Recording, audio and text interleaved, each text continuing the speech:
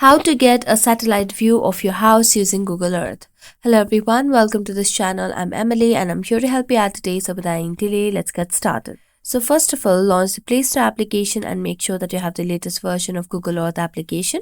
As you can see on the screen, there is an option of update, which means we have the latest version of Google Earth application.